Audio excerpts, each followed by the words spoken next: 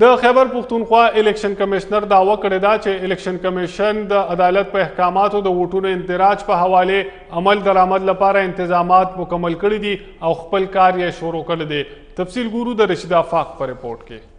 الیکشن کمیشن نه صرف دا چې د الیکشن په وخت کې چمتو او فعال وي بلکې د الیکشن نه پس په غیر انتخابي وخت کې هم وخت په وخت خپل رول لوبوي او د روانو چیلنج لپاره ښه منصوبه بندي کوي. دغه شان الیکشن کمیشن اف پاکستان په خبر کې هم یوه دستوره جوړه کړې وه چې مقصد یې دا و چې د الیکشن کمیشن چارواکو ته نوي هدایات ورکړي چې په انتخابي فهرستونو کې به صرف د هغې کس ووټ قابل قبول وي د کوم ووټ چې د شناختي کارت په عارضي یا مستقل پته درج کړی شوی وي. د الیکشن کمیشن صوبایي کمشنر خیبر نیوز ته په دې اړه داسې تفصیل راکوي. سیکشن 27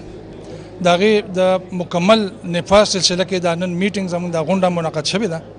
او په دغه ایکټ په دغه پروویژن کې پرټیکولرلی چې کومه خاص خبره ده چې د کوم باره کې نن ټول خپل افسران د صوبې راغوښتي دي هغه دا ده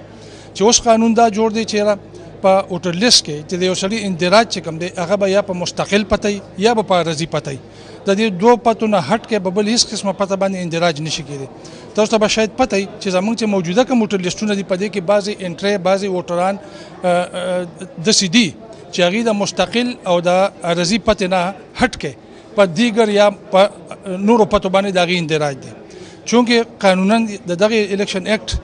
د سیکشن 27 مطابق هغې بیا سب سیکشن 4 چې کوم دی دا فیسیلیټي د بعد